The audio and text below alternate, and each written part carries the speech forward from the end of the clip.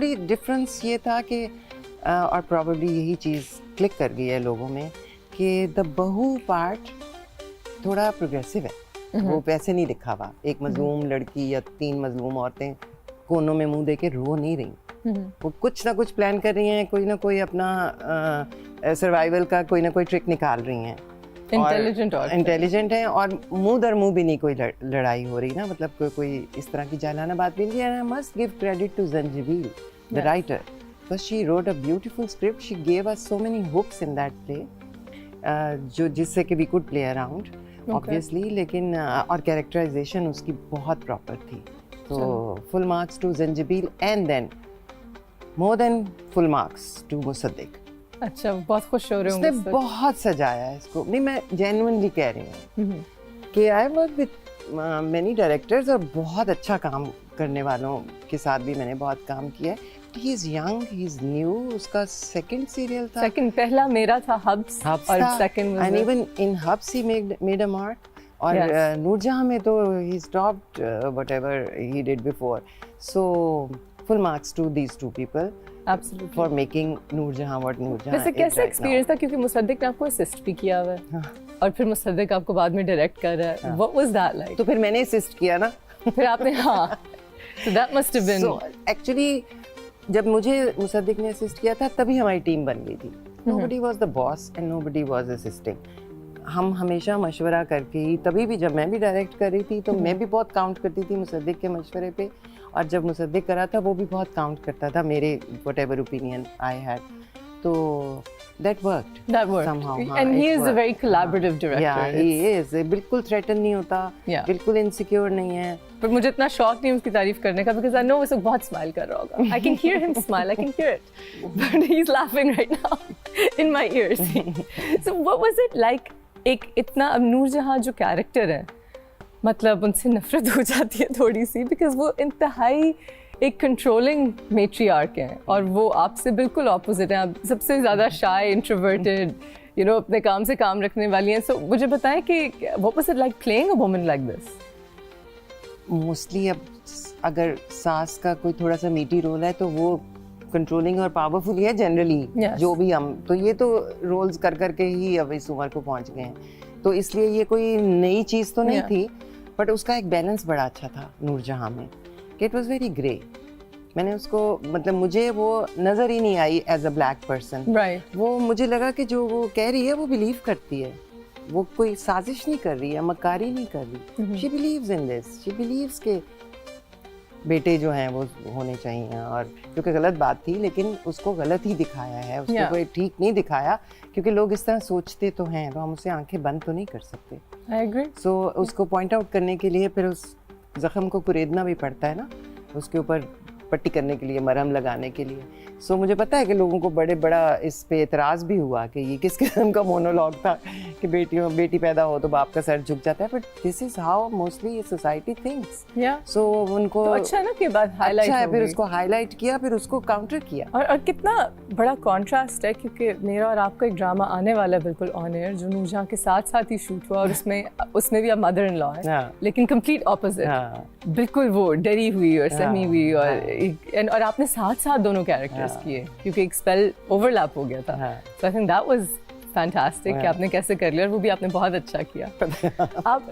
आप किसी नूरजहां पे या कहीं पे भी आप सरप्राइज हुई हैं लेटली किसी एक्टर से जिसने आपको करके कुछ दिखाया और आप कहें कि this is?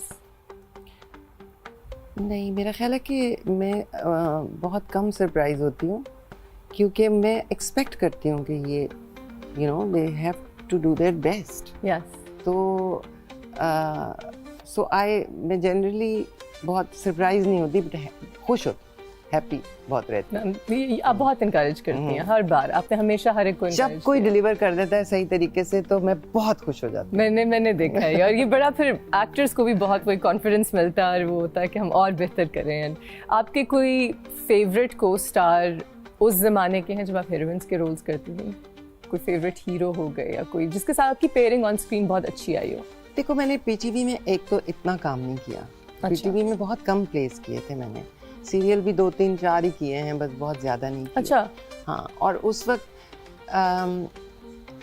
I don't know कि तुमने देखे हैं प्लेज पुराने या नहीं, लेकिन बात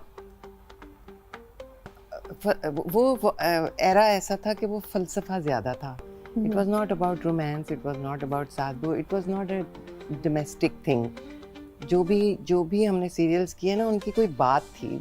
वो इतना ऑफ बीट सब्जेक्ट्स थे, इतने ऑफ बीट सब्जेक्ट्स थे कि मैं ये नहीं कह सकती कि मेरा पेयर बन गया था. या मैं I enjoyed working with Numan.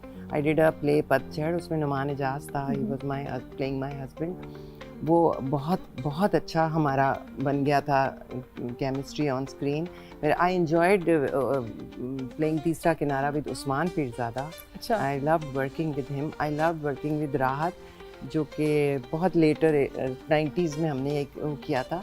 So they were all so good, so I was in awe. मैं तो बिल्कुल used to look up to them, all of them. They were really good. They were also, मैंने note किया कि उस ज़माने में जो हीरोज़ थे, they were a bit, अगर हम हुमायूं और फैसल और फहद के लॉट को अगर निकालें, तो comparatively जो leading men उस ज़माने में होते थे, they were older than, or they looked older.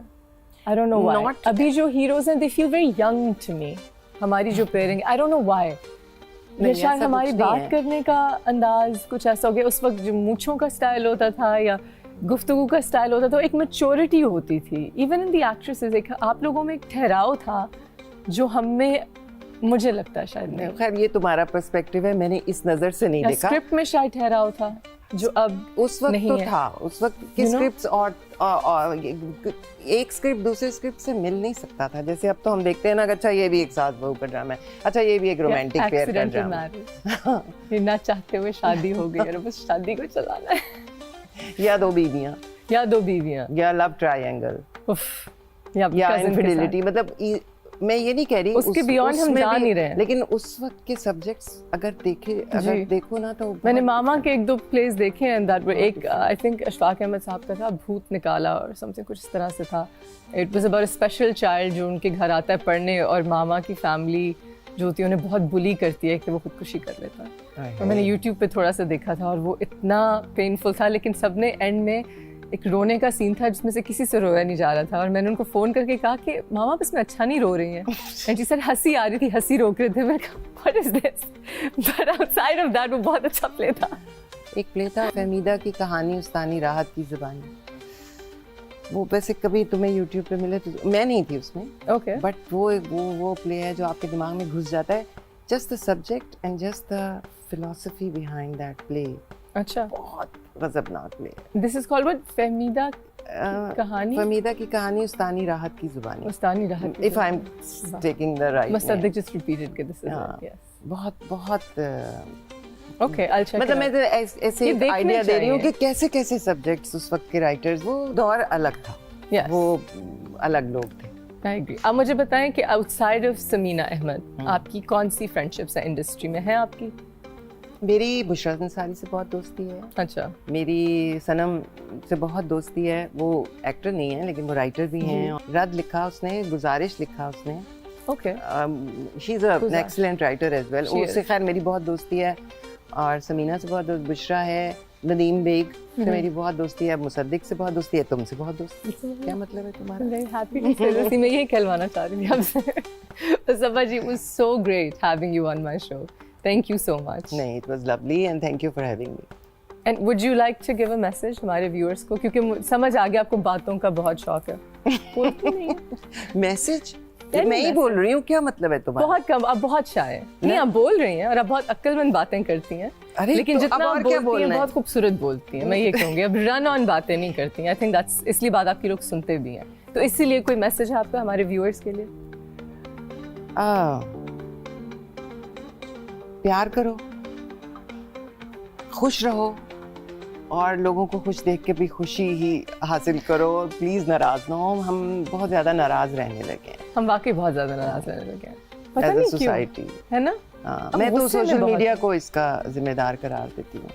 ये जो एनोनिमिटी आ गई है ना, लोग जो छुपे हुए हैं, तो उनकी बहुत बुरी असलियत बाहर आ रही है. तो वो आप अगर स्ट्रक्चर खराब करेंगे तो कल को आपको भी ये हर्ट करेगा. सो बेहतर है कि खुश रहें और कुछ देख के खुश हों.